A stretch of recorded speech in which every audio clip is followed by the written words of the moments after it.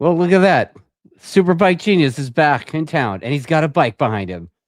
What's up, Richard? Yeah, yeah, yeah. Are you The hiding last out season, from the bikers at bike night? yeah, the last season was so. Yeah, first of all, this room is definitely way quieter than the office during bike night. But yeah, we smashed up so much stuff last season. We had to move to a smaller facility. This is it. This is the whole shop. Yeah, that's the whole shop right there. Yeah. What is that, like your buddy's garage? I don't know what happened to Richard. What happened to you, man? Where'd you go? What happened, dude? Yeah. I don't know what's going on with Richard, but he's in his laptop in the R&D room, and he's got the R1 in the background. Don't know what happened to his feed, but let's take a look.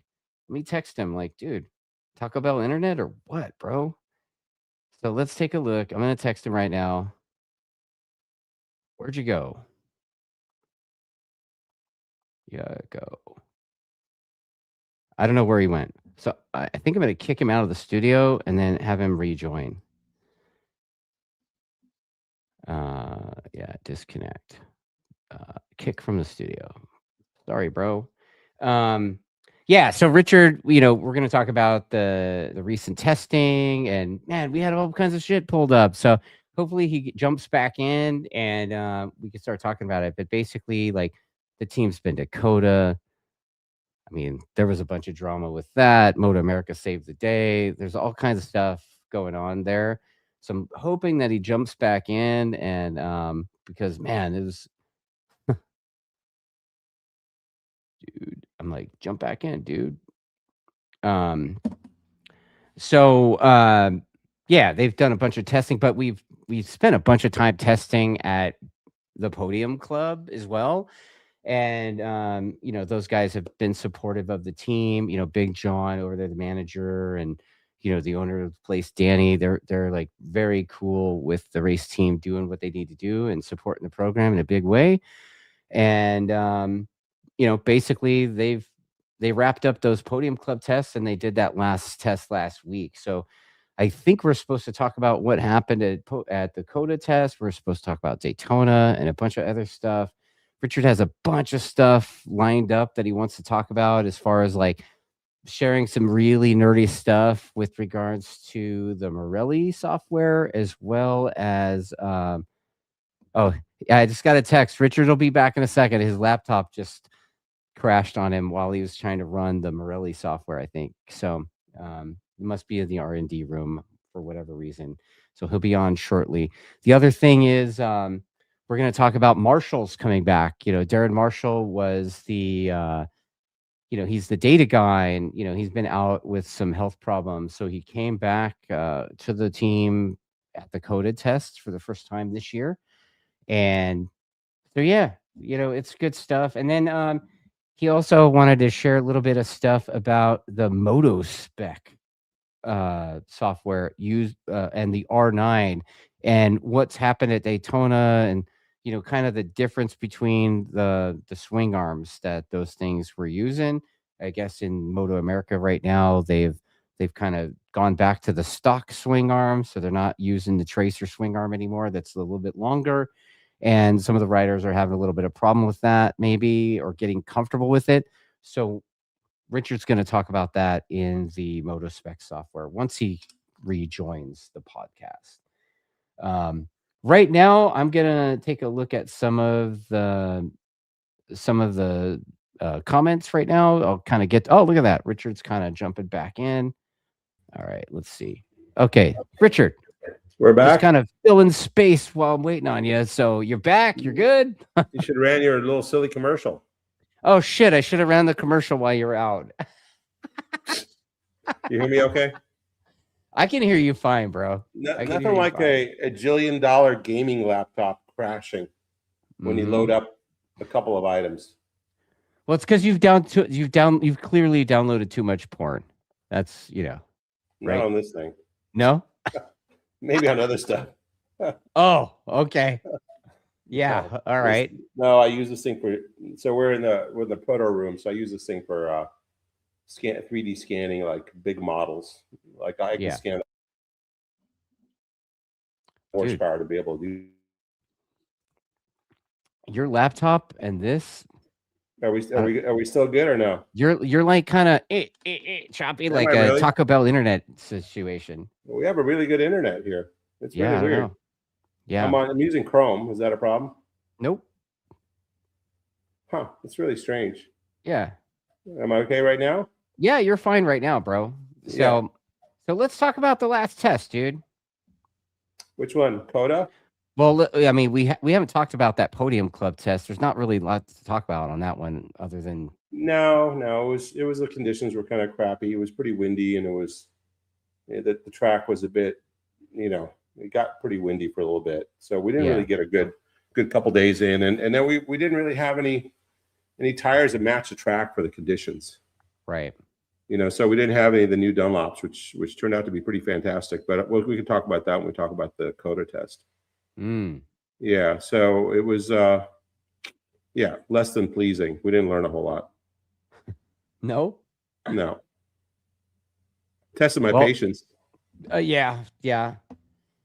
The COTA test or the Podium Club test? Podium Club test. Yeah. Well, I mean, the riders learn how to dodge tumbleweeds, and that was a test before. There was a weird like we actually helped the racetrack, right? There was so that was one of the other things too, because we were straight away we're having issues with the timing system, right? So we thought it was our bike, so we're taking stuff apart, trying to figure it out, and turned out the track loop was damaged. Right. We were on the phone with actively. We were on the phone with the MyLaps dude, and the guy was like, "Okay, it's going like this. Oh, wait a minute. What's this going on right here? This is the noise. There's all this noise on your loop." And I'm like, what? And so then I looked at all the data from the previous test the day before, and I didn't have that noise on the loop. And turns out something happened, and the racetrack had an event going on that weekend, and we were there Wednesday, dude. Yeah. So they dug up and put a new loop in and made their car weekend. So stoked that they help us and we kind of help them.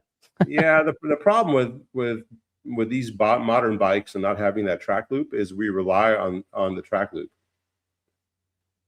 Are you still working? Who, me? Yeah. Okay. Man, this laptop's doing some strange stuff. Really? Yeah, I just did a little like million screens flashing. Weird. It must just be this streaming software. It's really weird. Yeah, I don't know. Yeah. Anyway, so back to the track. Yeah. So they lost the loop. When we lose the loop, then the bike if it doesn't trigger and you have all your track length set properly, and you don't keep track of when you leave your pit box all the way out to do your first few corners, then the bike does not know where it's at. And that track is different enough from corner to corner that you could have way too much power one corner, way too little power the next corner. Your wheelie control won't be right. It's not like one setup does it all for super bikes if you want to go fast. Right. So it's pretty much customized for every single racetrack. So yeah, we end up chasing our tail for a little bit there. Finally realizing it was a track, and then we just worked on our distances. We were able to get some stuff done, but by then the wind had picked up, and so it wasn't really a great test. Yeah. Unfortunately. Yeah. Yeah. Then I lost my wallet, so that was fun. Yeah. Well, you were dumb enough to leave it in the cabinet and think it was Why did I leave it in the cabinet, dude? And then you apparently, according to the crew, you went to the airport. You cried like a little girl. I was. Because you couldn't find, and you were like, imagine the guy in the middle of line emptying out his whole bag looking for stuff, and everyone's looking at you like, what is this lunatic in the middle of line? Yeah, that's what happened. Yeah. Dude, no, I discovered I didn't have it, and I was like, holy shit, I don't have it. But I was like, wait a minute, I have clear. So I walked in, boop, right through. Yeah, like if I didn't have clear, I'd still be in Phoenix right now. No, it's not that big a deal. You just have to have somebody sign an affidavit that says you're who you are. I know. It's not that big a deal not to have your ID. There's always a way around. You just have to have someone, hopefully have someone with you if you drop your wallet or something like that. That way they can say, no, that's Dustin Coiner. No. Yeah, look at him. He's an idiot. Like, clearly. I was going to say that, but I refrained. Well, I was preemptively striking, right? Yeah. So anyway, the same weekend Daytona happened, right? We were testing, and Daytona was starting to happen, right? Because we were Monday, Tuesday, right, and then Wednesday. Yep. Yeah. So Daytona. It was struggle bus for the R9s. Yeah. So with that, I did a little report for Yamaha after the Daytona race. Okay. So I looked at all the splits, all the sector times, and Dominic Doyle was the number one Yamaha, a rookie. Right. And Chuck took him, I think, to Daytona and ran there, like December and November, whenever they have that thing, they do Daytona right before. Oh yeah. Like the Weir thing champions or whatever. Yeah, whatever the heck that thing is. We never have gone to that, but they do that, and so the kid had some laps around there on the bike, and they have some time around it, and he was kind of used to it. But apparently the new tires, nobody on the Yamaha seemed to get along with them. Like low grip, they complained about front feel, things like that. But what I think is that nobody really tested. Everyone did like a little one day. If I was running a super sport team, and with the amount of adjustment that bike has now, with the triple clamps and linkages and ability to move weight around and things like that, I would have did a pretty serious number of tests before showing up to Daytona to be able to make sure the riders had all the time they can get. I think Blake Davis did one test for a couple of days at Roebling Road, right before the race. I mean, that's not nearly enough testing. And it was I was when they first came up with this idea, they're going to get rid of the swing arm and put in the OEM swing arm from the tracer arm. I mean, there's a 40 millimeter difference in length. 40 millimeters. Yeah. So think about that. That's about 1.5 inches, I guess, for your non-millimeter people, Harley people. So Harley people.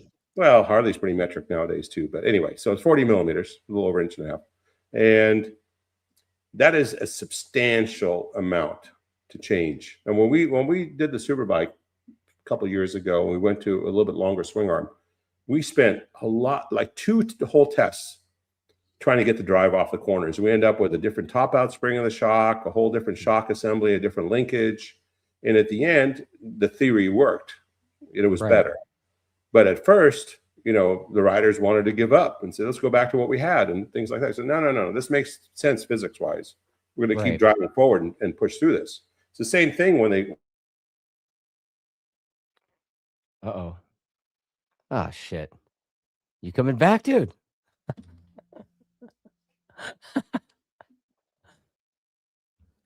Let me see. Like, I hope he didn't crash again. Crash again. Oh, there he is. He's coming back, kind of. No? Eh?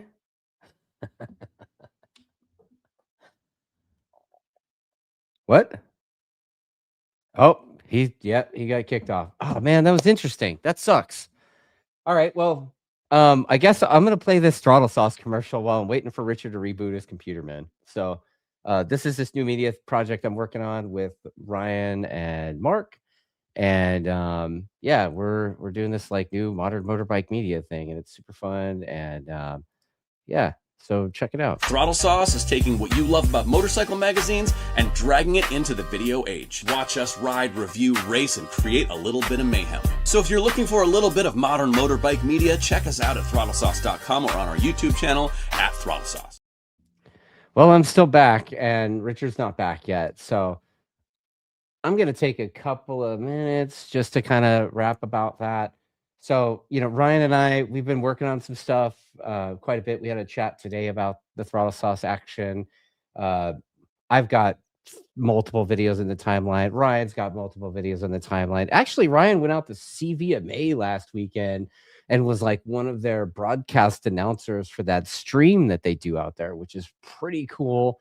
Ryan did report that all the riders were like cool to him, and you know, he was starting to actually get to know who was who. He started naming names. I was like, yep, yep. And you know, he's not really a race announcer guy, so it's been pretty cool, man. And you know, we got a lot of stuff in the works. I think the sauce teams, we're gonna do something with Hawk Mazada at his camp, and I think he's gonna run us through the ringer and torture the shit out of us. At least that's what Ryan said. He told him at the Golden State Championship thing at Apex. And we have a few other adventures that we're kind of brewing up as well. And I think Mark and I are going to tear down a motorcycle that was crashed recently. So there's a bunch of stuff in the works there on that stuff. And, you know, I've been, that's how I'm kind of keeping busy between that and the TrackDaz program. So next month, we've got a weekend at Buttonwillow. It's called Get to Know Your Bike. It's an ABC format track day with a D group, and the D group is going to be like a lower level riding skill group, and a little bit more kind of hands-on coaching with that one, and a lower level of entry for that one. So in the D group riders, they can get away with like kind of like a jeans and a, you know, textile jacket even, because we're going to control how they ride on the track. So we're going to do quite a bit more of that stuff and more coaching than we've done in previous years. But also the quality of the track time's gone up. Anybody that's ridden with us in the last year or so can recognize that the rider counts at the track days have gone quite a bit lower. And by doing that, we've raised the quality of your track riding experience. So come check us out. Gone are the days of the, you know, the 50 bikes per group program, dude. It's like 30, 35, and that's it. So once it's sold out, it's sold out. Sorry, bro. Can't get you in. Sign up earlier next time, and everybody has a better time on the racetrack. We do have a new racer school on Sunday. So for those of you, I think in AFM, CVA, CRA, etc., they all kind of take our licenses. I think even ARMA kind of takes our licenses as well. So, oh, look at that. Richard's entering the studio. So let's jump him back in. Yeah. All right. Back to my office. Yeah. Back to the office. That's awesome. So I did the commercial. So there you go. Richard's back. No more Taco Bell internet. He's just gonna have to deal with his the My Place bike night drama outside. That's all right. I just I was going to show some moto spec stuff, but that was on my laptop, so I have to transfer all that. But basically, with the R9, when they move the link, when they move this swing arm forward and move the axle forward 40 millimeters, it really threw the balance of the bike off. And so the guys had to work towards finding that new balance, and some of it is moving the center of gravity forward. So I don't know if any of the teams were really equipped to do all of that type of testing, you know, because now you're talking about almost superbike level work, right? Right. Yeah. Yeah. So am I still frozen? No, you're not frozen, but you are choppy, man. Your internet is like very, I don't know what are you uploading anything to the cloud over there that's hogging up your bandwidth or what, bro? I don't know, man. You know, sometimes we see some stuff on the server or people trying to hack it. Oh. Getting hit with a bunch of stuff. Oh, you got a denial of service attack? Who knows? Maybe. We denied some service to people earlier, so maybe they're denying us some service.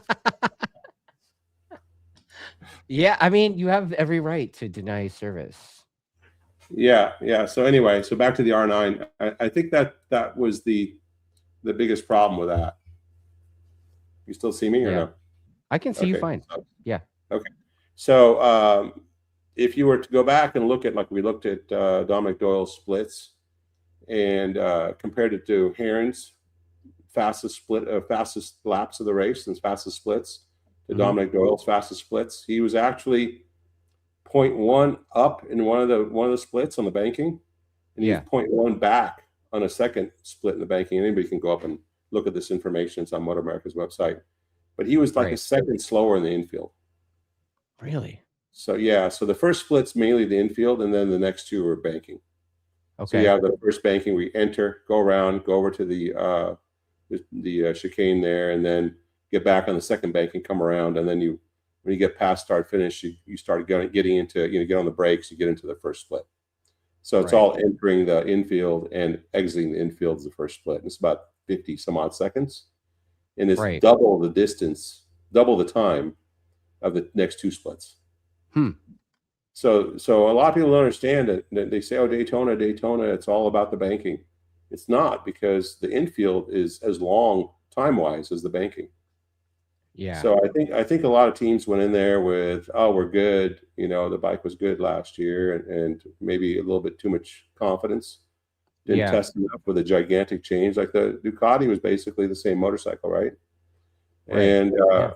so the Yamaha got a pretty gigantic change with that swing arm change, and it was basically like a whole new motorcycle. And so So what was the one reason why that change was implemented? If you, because Matt won, oh, and some guys on the national level, like Scott Smart, believe that the national guys shouldn't have gotten all the same stuff the World Supersport guys got. The Yamaha should have never gotten that swing arm, the longer swing arm, because it was a tracer swing arm. It's an OEM swing arm, so they asked for it. But the OEM swing arm on the R9 is actually shorter than the R6 swing arm. really? Yeah, so it's a bit of a challenge to set up. I wouldn't say it's impossible, but just the guys did not take the time to figure it out. We gave some advice, which I wanted to show on MotorSpec, which we can't now because it's on that glitchy laptop. Right. So it's a matter of them moving the center of gravity of the bike, and that could be done with a ballast. If they have no ballast, then they got to figure out how to put some stuff there. I would recommend they push the center of gravity forward. There was some other stuff geometry-wise they needed to do with the pivot and things like that to get the anti-squat down, because a short swing arm is going to make the anti-squat way, way higher. Right. So the bike going to constantly want to open the swing arm and spin. But then if you do that, you end up lowering the rear. And like one of the complaints that I think Blake had was he felt like he was too low in the seat. Felt like a Harley or whatever, short swing arm, low in the seat, that type of thing. So they have to get their head around their new ride heights too. A low bike doesn't quite turn as good as a tall bike. So there's all these things that you have to go through to get that right. And I would have probably done 3 or 4, if I was serious about Supersport, 3 or 4 tests prior to Daytona. 1 2-day test just wasn't going to do it. So I think it wasn't just 100% the rules of swing arm and all that. I do put some of the blame on the teams themselves for not taking it seriously.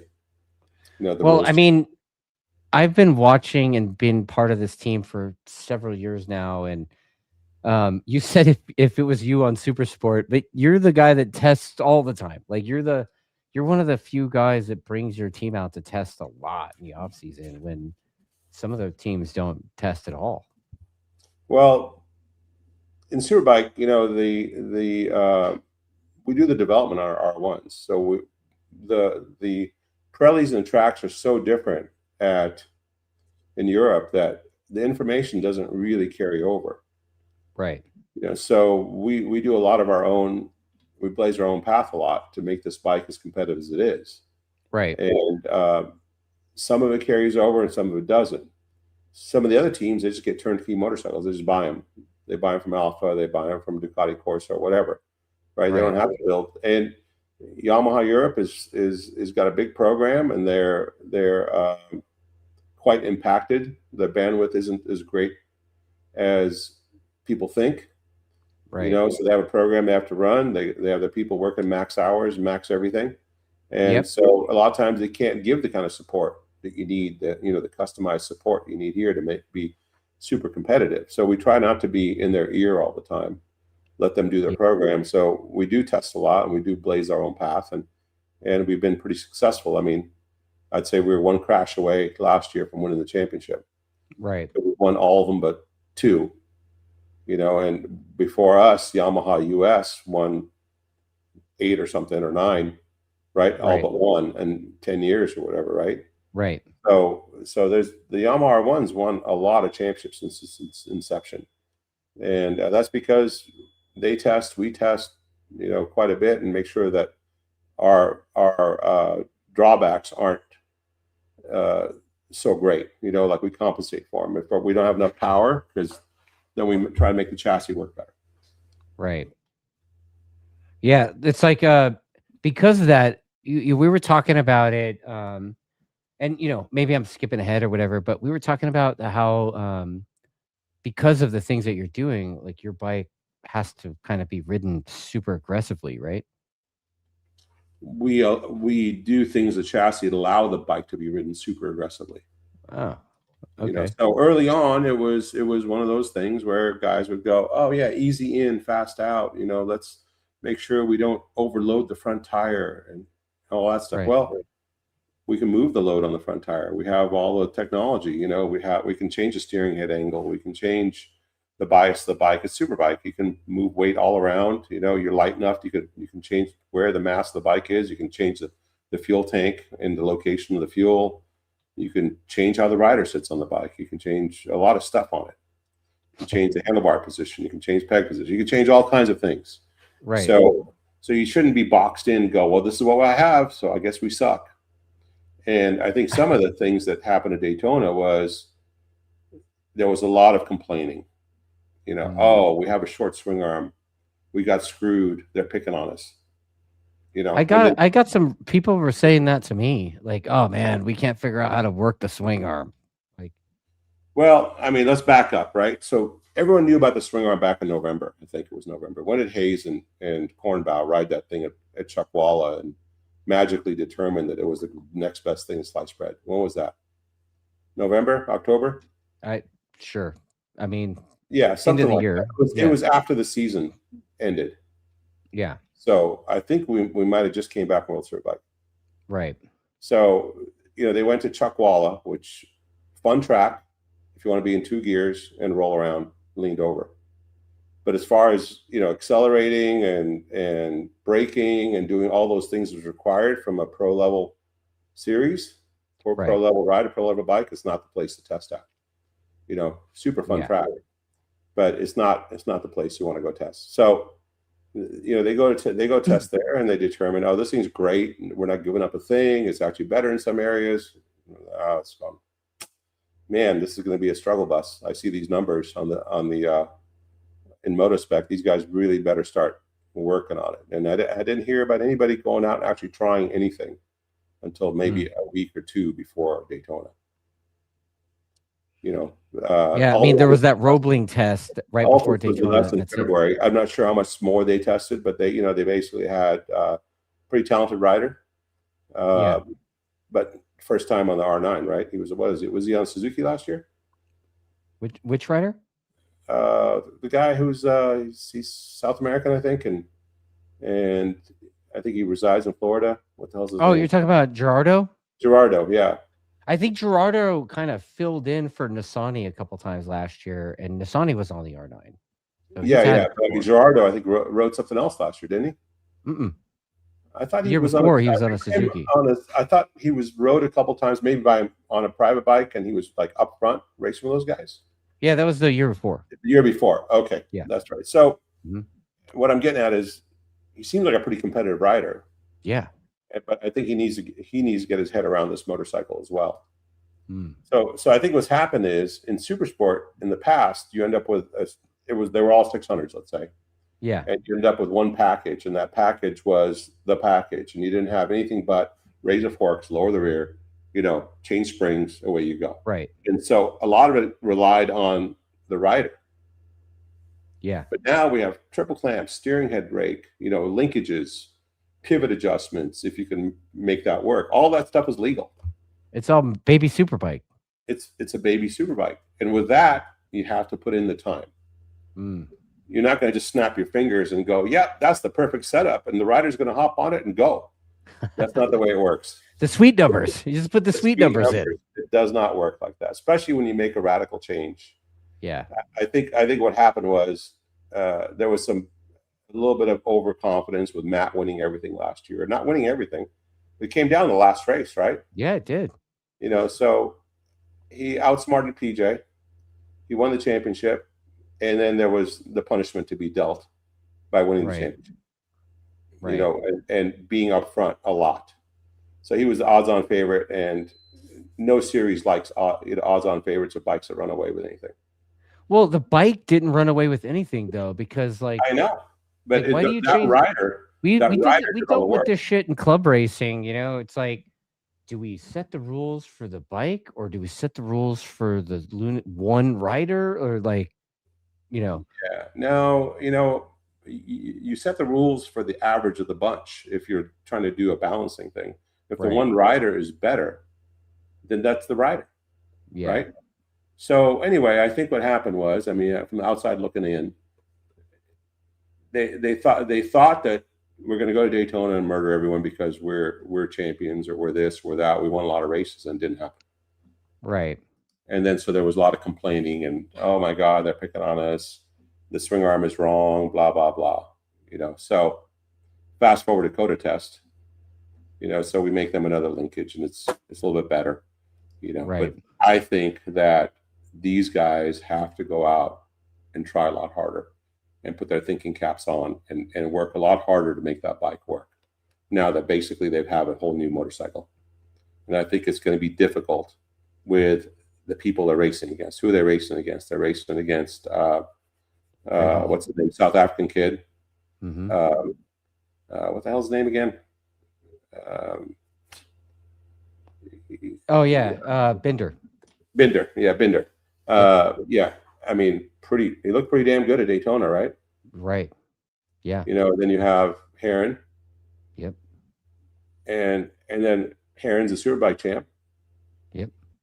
Kayla. You know, so, I mean, it's a tough class. Kayla's been in there for a few years now, and she's going really, really good. Yep. You know, so I think it's going to be hard for these guys to put it up front. They're going to have to do the work. They can't rely on our rider's good and he's just going to make up the difference. Right. I think they're going to have to put in the work. They're going to have to invest the money and put in the work.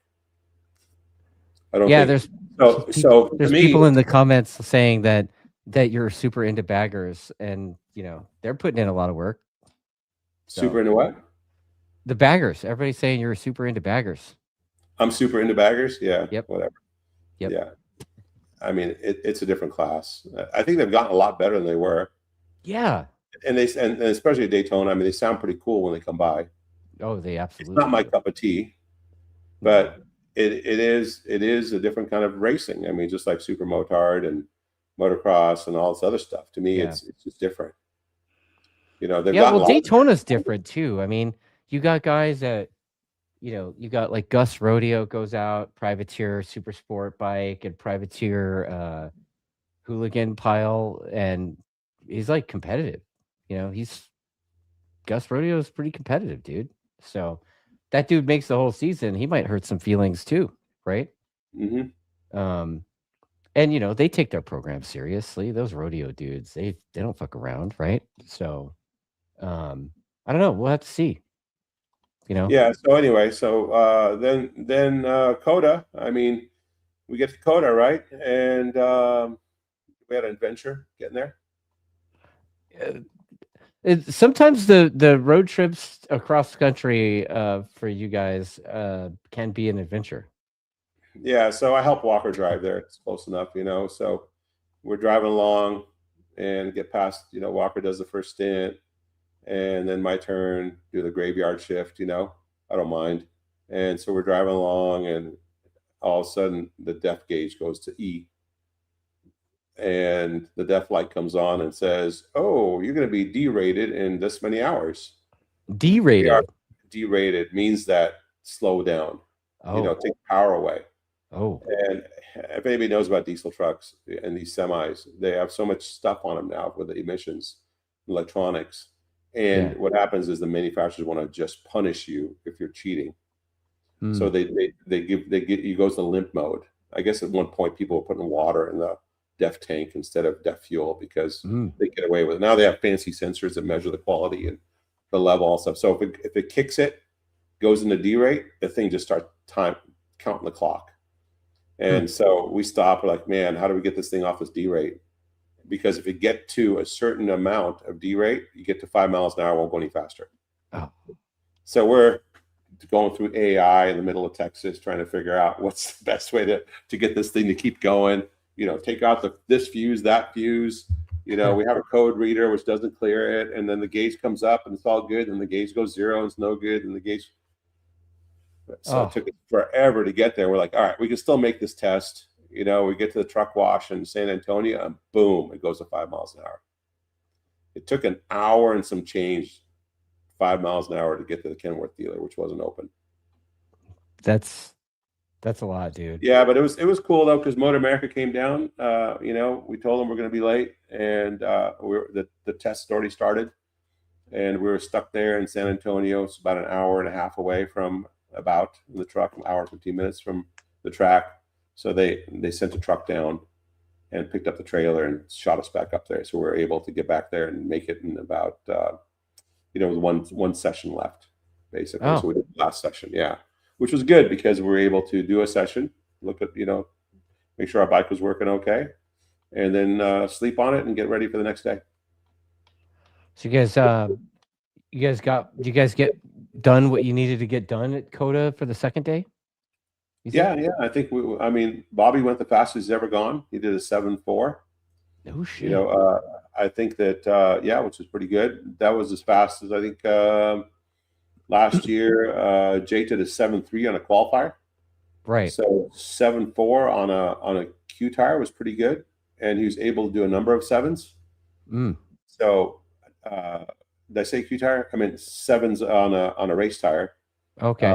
I think it's pretty good. Yeah. So we ran just a R5 rear race tire, and yeah, so he's able to do a number of 7s on the race tire, and the tire looked pretty good, even though the conditions were, if you remember right, no, you weren't there. It was freezing cold. That was the day before was like 90 some odd degrees, and it was so cold the next day and windy. So I'm like, oh great, another crappy test. But on the second day, it started warming up. So it started to get, so by the afternoon it got to be pretty good, and then by the last session it was really windy. So but SDK got us by like a 10th or something, 10th or 2 at the end. So I don't know if they used a race tire to do that lap time, but I know that we have the pace to do the constant 7s now. So pretty confident going away from that test. We did do some stuff. I was going to show you on that bike. We have some new forks, and they're asymmetrical tubes. I think you did a little video of that. Yeah, the I call them the oval fork tubes.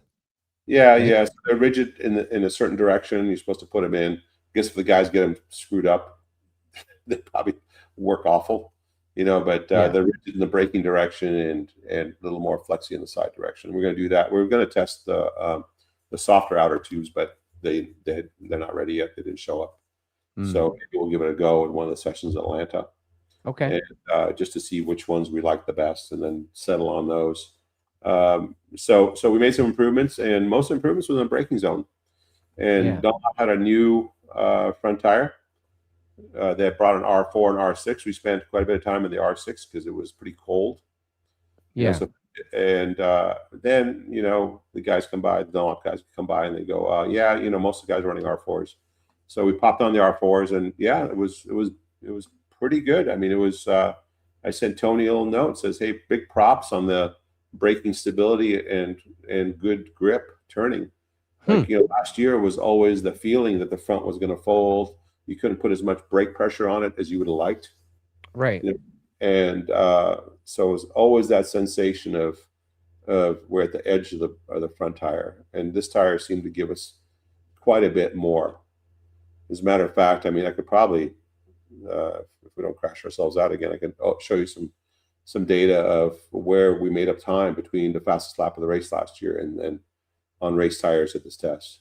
Oh, well, I mean, if you feel like pulling it up, I mean, it kind of ties into what we were talking about at the last Podium Club test, and then moving forward, we continue to talk about it. But, you know, a lot of schools of thought, if you will, with regards to braking, or, you know, they tell people, like you were saying earlier, it kind of ties into the whole lighter, longer on the brake lever deal. And why? You know, at the last couple of tests, like, you know, I basically heard you talking and showing data to the riders, both of JD and Bob, and you were really concerned trying to get them to make their initial hit harder and shortening up the time that they're on the brake.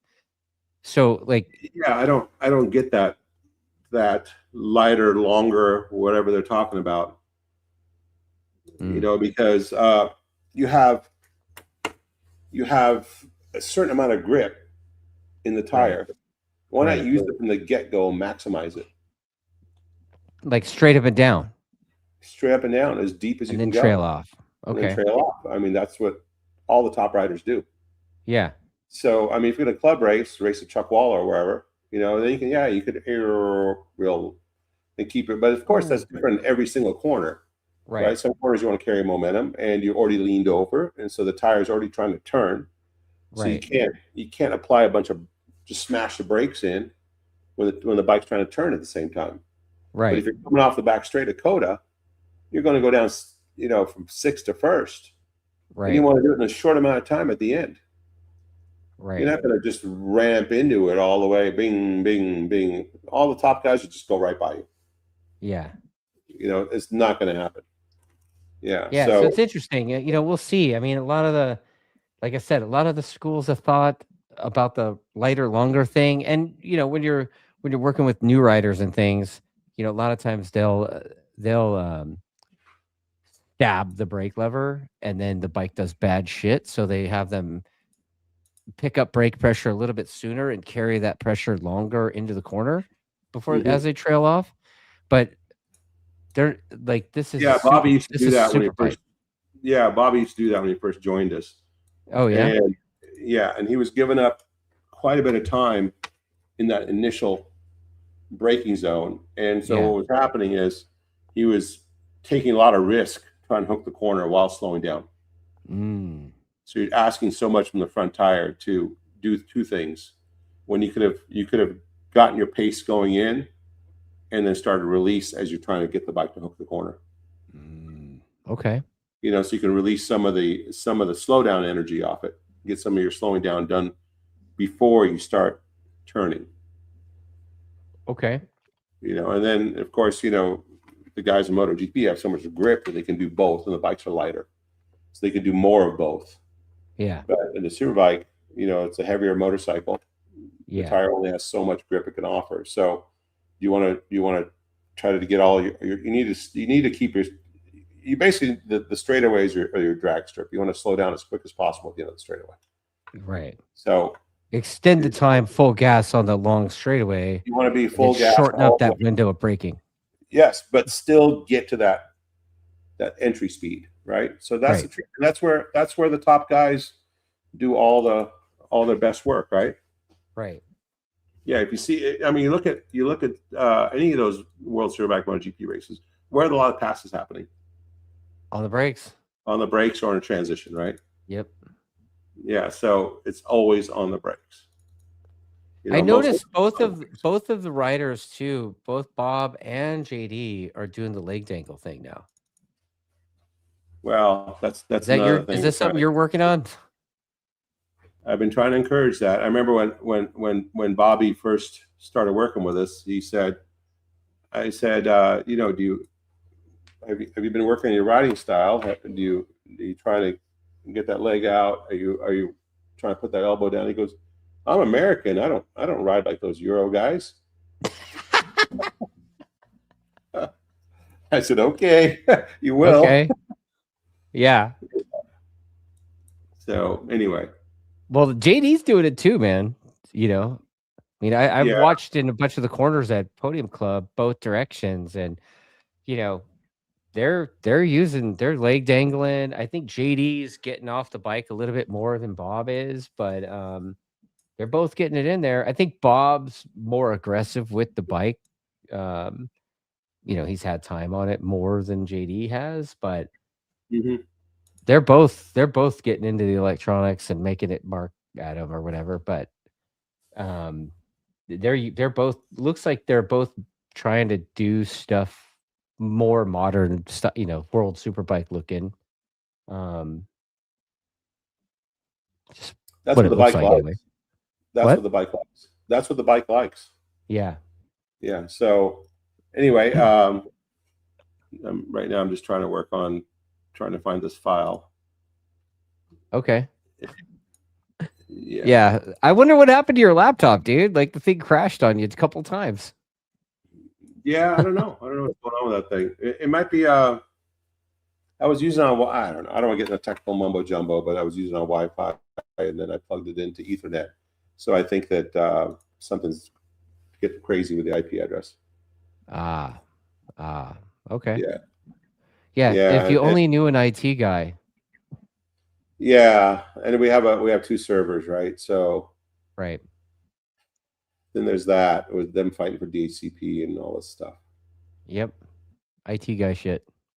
Yeah. Yeah. So anyway, I'm opening up WinTax now so I can show you some of the Oh, we're gonna look breaking at stuff. squiggly lines. Yeah. Anyway, so did I show you the Yeah, you got some show and tell stuff, right? so breaking sent us these rotors Yeah. and we were doing a little homework on this front tire that we're going to get, right? That we're going to race with. It could take a lot more load. They sent us some bigger rotors. Pretty cool. I mean, new big rotors sounds awesome for the guys. I'm sure Bob and Jake, sorry, not Jake, Jesus Christ, JD. Bob and Yeah. JD are going to be stoked. Yeah, so we have that, and I think that'll really help in Atlanta with some of the stopping, especially coming down the hill. Yeah. As soon as this thing fires up, You made some changes too. You got a new fuel tank, right? You got what else you got going on? Yeah, there? You got the so oval fork tubes. You got new rotors. You got a new tank situation. Yeah. I'm being asked yeah, by. right now I'm just trying to share the screen with you. I'm being asked by a guy, Daryl. Approach. So I don't want to try to pronounce that. So he's wanting to know, what does the leg dangle actually do? And then there's a guy in the comments saying it does a lot of things or nothing at all, depending on who you ask. No, I mean, it does a lot of things. So one of the things it does is obviously when you sit up and you get your leg out, it helps with the air brake, right? Oh. And we think about a fighter jet that's got air brakes, right? Yeah. They have air brakes for a reason. And so it helps slow the bike down. 2, it changes center of gravity rearwards. If you keep your knees, your legs forward. And then 3, it changes the CG side to side. So meaning that you could brake a little more vertical before you tip it in, suck your leg in. So just imagine bikes like this, right? It's on a teeter-totter. If you put something out here, right, you're going to have to turn the bike this way, right, to balance it. You're right. So imagine you're braking and arcing in. If you get your leg out, the bike goes a little more vertical. Oh. So all those little things help. Huh. You know, it started with Rossi, and Rossi's no bonehead, right? And then all these other guys took it and kind of been working with it. And there's always a reason why those guys do what they do. Like it isn't just for fun. It's not just because it looks cool on video. Yeah. It looks cool in photos, bro. Yeah, but it isn't like for every corner. Right. And you know, so if you look at it just from strictly physics, you're moving this mass, your leg around, you know, and you try to hold on the bars at the same time. So your body's kind of locked in the braking zone, but you can move your leg around and putting it towards the inside corner is going to help you get in that corner. Yeah, so there's a number of reasons for that. Okay. Yeah. Well, there you go. I did not know that. Like I've heard lots of things, you know, I mean, moving around the center of gravity basically is kind of the same reason why we hang off and drag our knee, kind of, right? Like, yeah, the hang off thing for sure. I mean, the elbow down, head towards the front, you know, next to your grip, all that stuff keeps the bike a little more upright and you can carry a little more lean angle while dragging stuff, you know, and keep the tires from rolling off the edge where you have the most contact patch. So all those things matter, right? Right. Yeah, it's almost there with this This thing wasn't Like, set up to do I this wonder thing. if anybody would. I wonder if somehow magically you found some extra time and showed up at a riding school and talked to people about this stuff. How that would go over. I'm not a rider coach.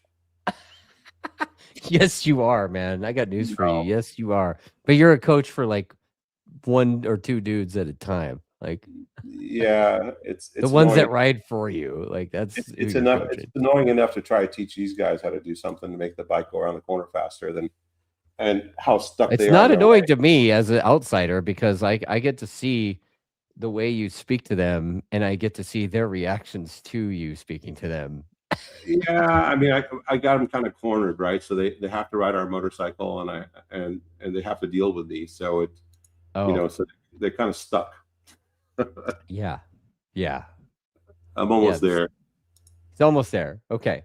Well, you know Yeah, what? Mudge, there's a comment about the lighter, longer thing. So this guy is saying that it's supposed to be a training technique to get comfortable in increasing your corner entry speed, not the ultimate goal. That's a fair point. That's a fair point. Yeah, I think so. Especially like I was talking mean, about that new rider guy, right? Like the new rider Yeah, guy that stabs the thing and then the bike doesn't behave. yeah, well, the bike's not set up for it. I get it. And yeah, I mean, that makes sense if you want to corner speed. You know, you don't want to miss your apex, and you're trying to get to the apex properly. If you're bonsaiing every corner, we're not talking about, you know, again, I guess that was our point, right? Like we're talking about that. It's not a pro level thing. It is a learning thing. Right. Right. So the pro level thing is back to make 100% use of that front tire all the time.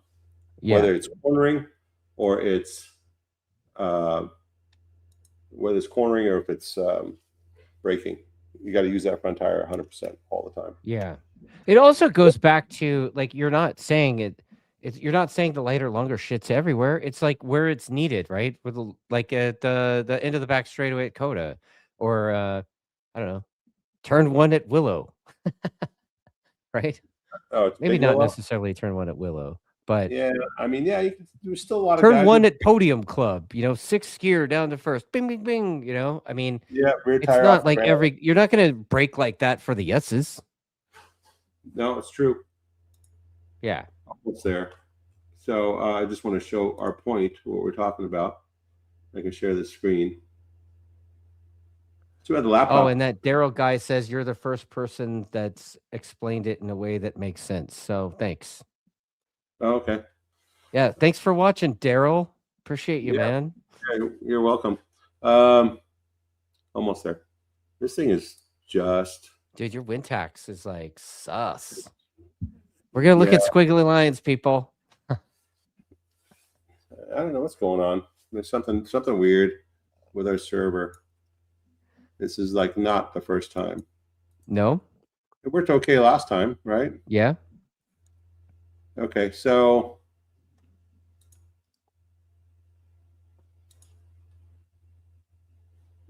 yeah, all of a sudden all my stuff is wrong. Okay. So it's what it is. You want me to show you the screen? Sure, man. Bring it up and I'll present. Yeah. In a minute. Yeah. So also this is the first time Marshall was back since he had his little issue, right? Yeah, like I was gonna ask you if you saw the scar where they cut his second head off. Yeah, they don't do that anymore. You know, Marshall was just he was looked a little bit pale, a little skinny. Like paler than normal? A little low on energy. I mean, he is Canadian. It's probably because he hasn't had enough frappes. You know, just a little pale, a little skinny, a little weak, a little low on energy. So he was basically his normal self. Yeah. I told him if they didn't cut that second head off, he should name it Steve and tattoo like a smiley face on it or something. Yeah, I mean they don't do that type of treatment anymore, right? So it's all, you know, focused energy stuff. You know, protons. Yeah, it sounds like didn't he say he had like a sunburn in his throat? Yeah, basically they burn it out. Awful. Okay, so yeah, if you want to present this thing, let's give it a try. Well, as soon as I see it pop up in the present window where it says present, Yeah, here we go. aha. All right. Adding that to the stage. And I'm going to do that. Get Okay, our so stupid, ugly mugs out of the way. Okay. so the green was the test, Okay. and the red was a really good lap from the race when him and Bobby were racing. Remember? Yeah. Together. Yeah. I think race 2, and I think that's the fastest all the guys went in race 2. Like they weren't really. I think they were going 8 flats or maybe a high 7. And that was about it. And so whenever we go faster, we always try to analyze like where did we improve, right? Yeah. And you can see like he used less on throttle time because that's the throttle on time right there. Yeah. He used whatever it is, 31 seconds versus 35.3. But one of the distinguishing features is everything looks pretty flat, and he's getting a little bit better run coming on the front straight, so he gains time there. So by the time he gets there, he's already made up 4/10. So we made an improvement on acceleration. Okay. And then he holds. The only place he was losing a little bit of time to the race was in the S's. Because you remember back in the race last year, maybe you don't remember, but he was really fast in the S's. He could run right up on Bobby. Bob was super fast in the S's. And he almost bashed him from behind, right? Oh, yeah, 100%. Yeah, so he gave up a little bit. He wasn't pushing as hard in the S's. It was a little bit windy up there. Yeah. And so he lose almost back to what he gained, but then he was still like 3/10 up to himself. But where he really gained was on the braking. So by the time he got to the end of the braking zone, he was a second up. No kidding. Yeah. And that's crazy. And he kind of held it. He lost a little bit again in the corners. Now, I had to cut him some slack because Bobby's crashed quite a bit last few tests. Yeah. So he wasn't willing to take all the risk. So he lost a little bit of time in a couple of spots where he had to just rely on high lean angle or be super aggressive like he normally would be. And it was pretty cold and windy too. I mean, that last session was super windy. So I think it was, so where we saw the biggest gain, like I said, here, where he was able to stay on the gas longer. You see that? Yeah. Yeah. And brake harder. Like, see, that's the braking. What kind of brake pressure are they running now? We can click on over here. So this thing is moving like a turd. About 10 bar. 10 bar right here. Yeah, almost 11 bar. Going into the one turn before the back straightaway. So about 11 bar, it's kind of downhill a little bit, and then about the same. So but you can, like I said, between the forks and the front tire, we're able to really improve the bike's braking capability. So now we'll have to see in Atlanta like how that Ducati does versus our bike. Now we have been asking Motor America for some concessions, and we were testing those concessions this last test. It wasn't anything dramatic. Just an oil recirculating system that we want to use to clean the air, go in the air box. Just a couple little things that were just help the engine just last a little bit longer and just run a little bit cleaner. And it seemed to make a little bit of a difference, but it wasn't anything dramatic. It wasn't like a big bore piston or some gigantic valves or something like that. So hopefully they'll bring back the 1140s. Let's go. Yeah. So anyway, so you get the idea of where harder braking and having a bike that can do that, you can make up a lot of time, especially when you're going near 200 miles an hour. Right. Okay. So if you want to go ahead and cancel that. All right. Cool. Stop sharing. Cool. Yep. Yeah. It's offline now. Yeah. So there was people were asking about the tires in the chat. Do you got any further commentary or concerns about the new rubber? I mean, I know there was a lot of shit talkery that happened after what happened at Jersey last year. About what? About the tire, in Super Sport, the tires chunked or whatever. So, the R4 rear. Yeah, that was strange. And Dunlop said that it was pressure related, that it built a lot of heat around that long carousel and delaminated. I don't know. I don't know the backstory on that. right. I just know that for the Superbike, the tire was pretty awesome. Like we'd have to do a back-to-back to the Pirelli to see if it's as good as a Pirelli, but it was definitely a step up from what they had last year. A pretty good step up. I mean, it was Bobby liked it, JD liked it, SDK liked it. You know, I don't think anybody on the Superbike side didn't like it. Now the guys running around with the R9s, they didn't like it. So, but again, I just don't think they have the balance of the bike right yet, and I don't even know if they're getting the pressures right.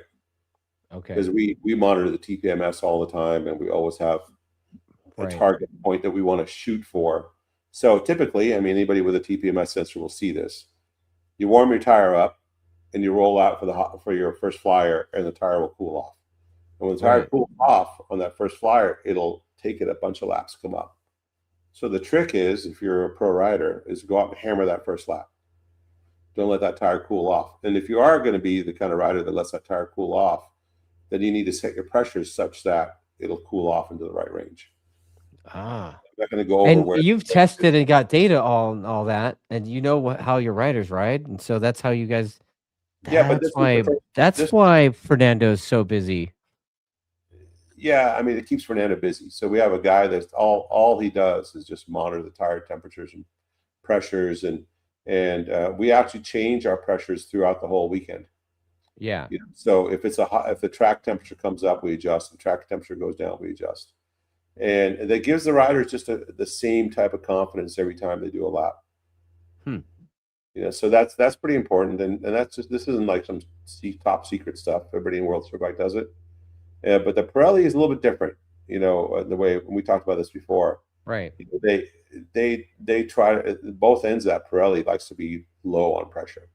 So those guys, they just need to meet their specs when they first roll out on the grid. So they set them to pressure, and they just keep heating them. Right. So the pressure will grow. So there was no chance of them flunking the one-time test. The guy comes by and checks your pressure, and you flunk it. You got to pull off the grid and put air in it and rejoin the back and all that. So so that's a little different strategy than ours. Ours, we don't have a low end pressure setting, and so, but you know, you can't just go and flatten both tires. The bike will feel like crap.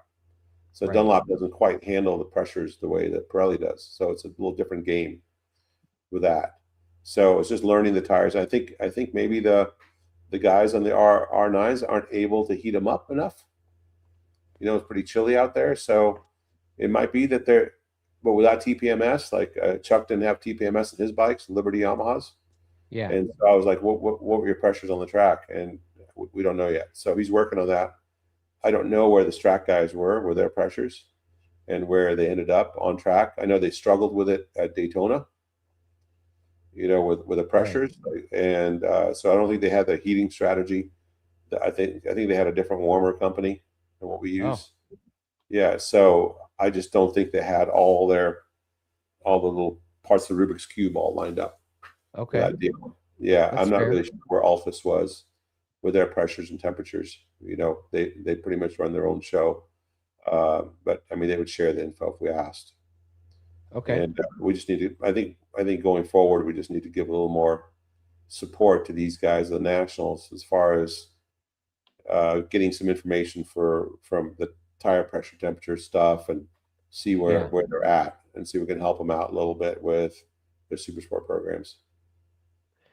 So I've got I wanted to talk about how you feel I mean, we're going to be racing in 3 weeks or whatever, right?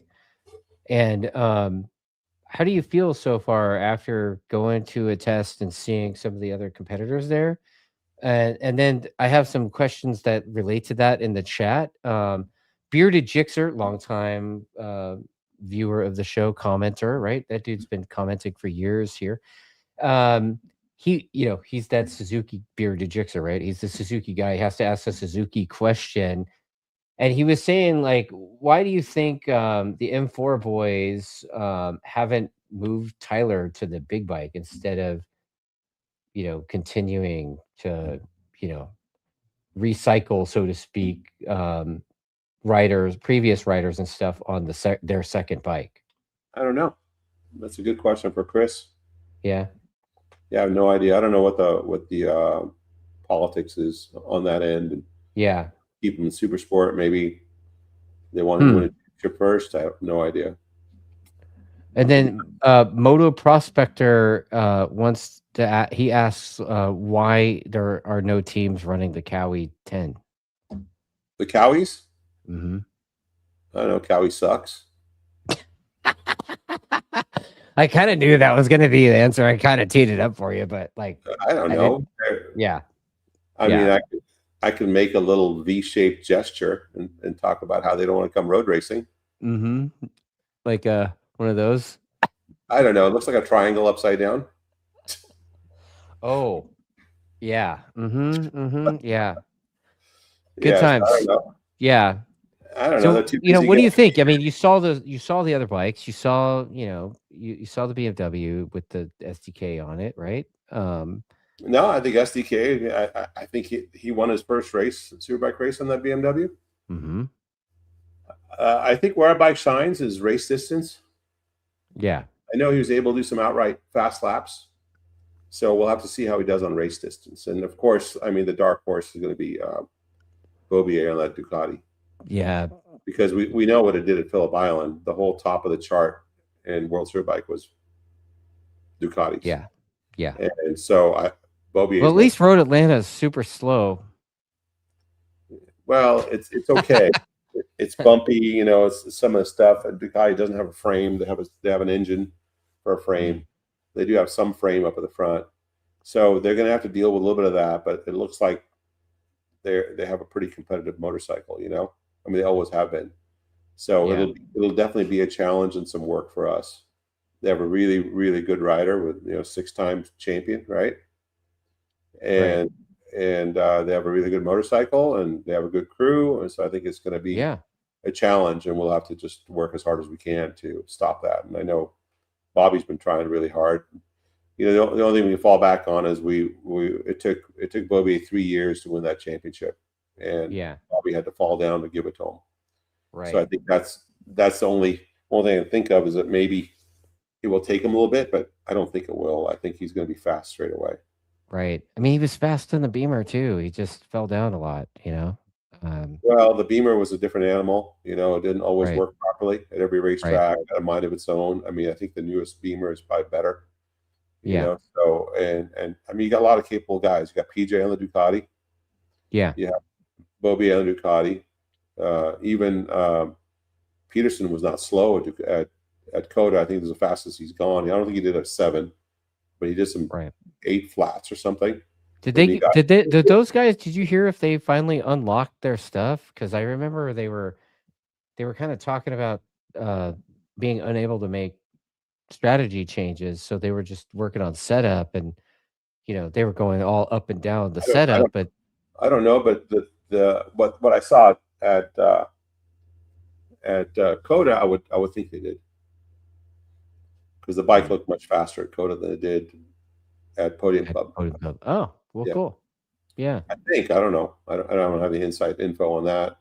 Yeah, they call me and tell me what they did. Yeah. So, but from the outside looking in, looked like it was getting around okay. Right. And the bike's pretty fast. I mean, I think it was the highest trap speeds type thing. Yeah. We were within 2 or 3 of those guys. Okay. So I think we're pretty happy with where we were at. Like I said, we did use some of the concessions, but they're not legalized yet. So we'll see what's allowed at Atlanta when the powers to be come. By the way, Motorwreck was super helpful getting our trailer to the test. Otherwise, I think we would have been screwed. Right. We were stuck there in San Antonio. We had to go find a rental truck and all this other stuff. And then Dunlop took our trailer back to the dealer. Oh. It was ready to go when they released our truck, and we were able to leave. That's cool. Yeah. So like help from both ends of the paddock. Yeah, no, between Dunlop and Motor America. I mean, it feels good that the association's willing to jump, do some backflips to help the teams. Yeah. So that was pretty good. Well, that's how they keep the teams in the show, right? I mean, this kind of happens. Yeah. So, yeah, it's cool. Yeah, It's it's cool. unfortunately, I mean, these semis are, I mean, the old ones, man, you would drive those things forever.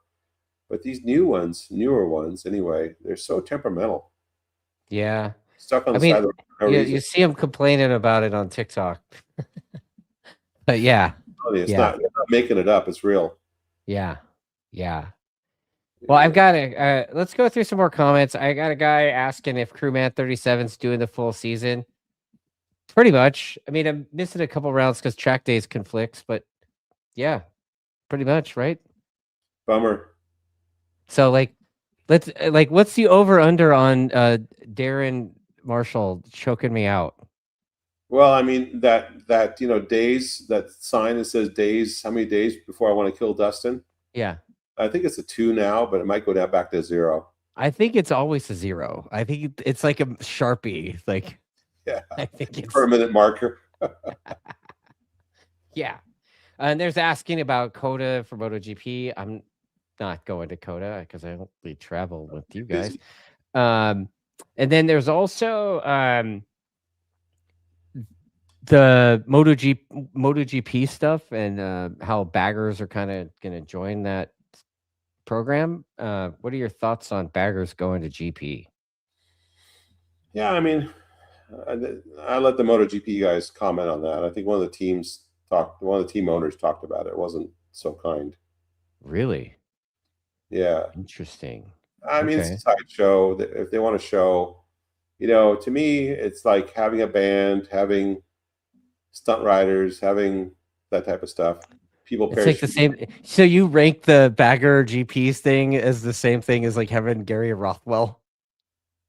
Yeah, doing it. Doug DeMarcos doing a mile-an-hour wheelie or something. I don't know. Was it DeMarcos that was the wheelie king? DeMocus? Yeah. Yeah. DeMocus, So anyway, yep. that kind of thing. Okay. What about the super hooligans class? Yamaha makes a bike that's in that class. Are you working with any teams that are helping out any teams that are doing hooligans? Chuck's working with some guys on the super hooligans thing. Okay. Okay. The Superbike keeps us pretty busy between regular work, Superbike, family. It's pretty busy life. Regular work. See, speaking of that, check this out. What do you got there? A ride just sent this over for Mark, and it's like they don't have kids helmets, but this thing's pretty freaking cool, man. Yeah. Yeah. I mean, it's pretty light. It looks nice. It's a Corsair. It's good old Danny Pedrosa. Oh, look at that. Yeah. That's a cool looking design, dude. What's that? That's a cool looking design. I mean, is that what the kids gonna rock next time we go to K1 Speed? Hell yeah. Hell yeah, he says. Hopefully he can drive with us by the time we get there. It's just a height thing. He's getting pretty tall. Oh man, he's pretty aggressive on his little motorbike for sure. Yeah. How's his little project bike working? Yeah, the YSR. Yeah, he's working on it. Yeah. I mean, he makes a lot of excuses, which is a little bit of a problem. He's like, the bike crashed me. I go, the bike didn't crash. You crashed yourself. He goes, no. He goes, I grabbed the brakes and it flipped over. You grabbed the brakes too hard. Yeah. I go, you sound like our riders. I crashed straight up and down. You were at 52 degrees. Oh. There's a guy in the chat, Sonny Kim, saying that there's a place called Two Wheel Dyno Works here. Yep. And they tune some of the CP3 bikes, and it's worth checking out. I guess they're making around 140 to the wheel. I don't know. Yeah, they tuned Chuck. They tuned Chuck's bike. The Yamaha. Yeah, he's a customer of ours, and so we sent I think we sent an engine up there, and then we stuck in their bike. I don't remember exactly how it went. He tuned it all up there, and then he sent the maps over to Chuck.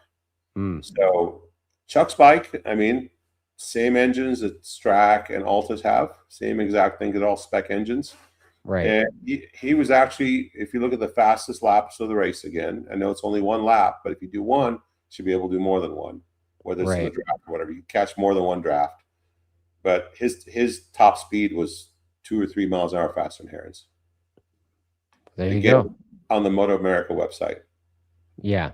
So I'm not making this stuff up. Yeah. So, Check out the times and all that and splits. You could see it yourself. So, and then one of the other things too is, I see this often, is the guys will stick a brand new engine in for Daytona and not break it in that well, or don't give it enough time to really loosen up. Mm-hmm. Because everyone's rushed. You know, Right. sticking an engine in on Wednesday and riding it on Thursday. Well, yeah. You know, You got to throw the freshie out there. You know, so there's a few tricks there to make sure your bike is perfectly slippery by the time it gets to Daytona. And people should investigate that. How to break rings in, what kind of time to put on them on the dyno and all that stuff. You don't just get a brand new engine, plop it in on a Wednesday and expect to be fast on Thursday. Just also, when you have brand spanking new engines, all the parts settle, like the seats and the head settle and all that. They're always a little bit better when the thing gets its second assembly. In other words, a brand new engine rebuilt is always better than a brand new engine, period. Interesting. Yeah, always. Just a little bit better on the dyno. Huh.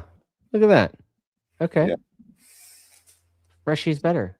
Yeah. And then Bearded Jixer, dude, he said Peterson was riding at COTA, man. Like, he's asking about, is Wrench coming back? Peterson's riding for Wrench, dude. So yeah, they're back. And it's cool. Yeah. Yeah. Matt was pretty fast too on our bike.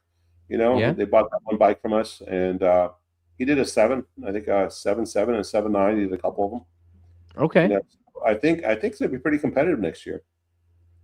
I mean, it seemed like at the test earlier too, like he was going quick. You know. Yeah. At the test, he rode R4 a lot because you can get more laps out of it. So he did. I don't think he spent enough time on the R5 like I would have done if I was their crew chief. You know, I would have spent more time on the race tire and not get a placebo effect from, you know, a false high from a tire that goes a distance. I'd work on my distance game. Right.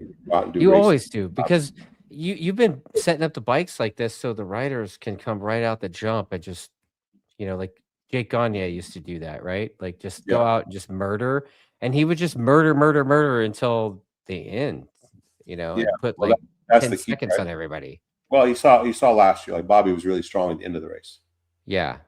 Right. Yeah. And Bobby is actually really strong at the end of the race too. Just depends on which race, you know. So we've been able to wear him out a little bit. Not him as a rider, but him, the bike package. Right. So we'll just have to see if the Ducati's the same way or not. You know, so that's a question mark, because apparently the Ducatis weren't ready for COTA test. Oh. You know, their bikes didn't arrive. Personally, I would have been out there on any kind of motorcycle that was similar. Right. You know, do some laps, and I'm not sure why they didn't bring their Super Sport kit out. You know, because they got Binder, right? So it'd be nice for you to do laps around that place anyway. Yeah. But because he's gonna have to race Heron, he's gonna have to race. Who else does he have to race? Heron's the guy to beat, I think, in Super Sport. Yeah, I mean Heron, Bender, and Heron, Bender, Kayla, and that DeMario kid. Yeah. And then Kayla, obviously, I think is right. There might be some guys surprise us, but I think that's a pretty good, you know, top section there. It's like podium regulars. Yeah. And then, obviously I think in that particular class, there's going to be some the Tyler could be a thorn in people's ass, right? Like I said earlier, that Gus Rodeo kid, if he's doing it, he's going to be a thorn in the ass. Yeah. So it's going to be competitive. It's going to be good.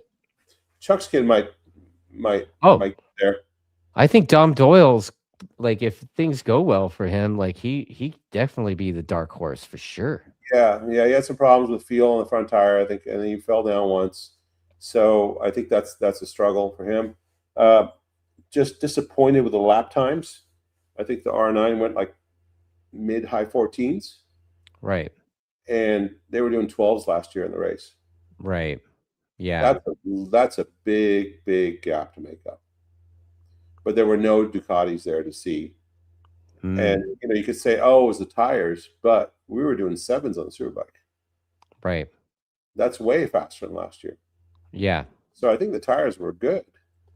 I just don't think they were there. As far as the setup, or I would be if Well, you got to well, factor me, I also would be- in that particular class, the 2 top guys that were in that class last year aren't in that class, right? but Heron's in there. Yeah, Heron's in there, but he wasn't there last year. Like I said, yeah. Matt's not there. But if you looked at, Davis was pretty fast last year. Yeah. He was there fighting at the front, right? Quite a bit. Yep. Made a little bit, but for the most part, he was fighting for the front. So I think they have some homework to do. I don't know what Motor America is going to do, if they're going to change some of the regs or not. But I think the swing arm thing was definitely made some work for the teams. I wouldn't say it was 100% a negative, but I'd say it made some work for the teams, and the teams need to do the work. Yeah. They need to do the work. There's no whining and complaining. Well, if they want to win, the rules are the rules are the rules. They need to do the work. That's all there is to it. Yeah. Well, Richard, I think I'm gonna wrap this. Yeah. We Yeah, good? man. Sorry about the computer and all that stuff. I really No worries, man. It's I was- technology shit. I was It's going like to give the Taco Bell guys. Yeah, I was going to give the guys a little tour of the back end of Pirelli. Yep. Maybe we could do some next time. Yeah. Kind of We also talked about doing a little bit of wise ass myth busting, from like the suspension dudes at the track and things like that. Talk Yeah, about we some should do that. chassis dynamics stuff. Yeah, we should do that. With a little bit of moto spec. And I was going to show some moto spec, show where the difference was in the R9. Maybe we can do it next time. Yeah, And absolutely. Then, I would like to show a little bit of the back end of the Pirelli and how many tables and stuff we have to tune. Yeah. And maybe a little bit about the tool that we use to get that done. Okay. Yeah, let's do it. Yeah. Yeah, we'll plan for that. We'll make announcements and things like that, like we kind of do. And yeah, we'll be ready to rock and roll, and we'll talk all about that stuff and kind of make fun of the shit that we hear at track days with suspension dudes and all that. Yeah, it was And have a interesting. good time with it. Yeah, we talked for quite a bit on that computer, and then as soon as you switch this thing to live, it just went. I don't want any. Yeah, it's like, nope, not doing it. Yeah. Anyway, all right. All right. Well, thanks again for everybody watching this thing. Make sure you mash all the buttons and like and subscribe and all that junk and share them. And I guess we'll catch you guys on the next one. Yeah. See you guys at Road Atlanta. All right. Later.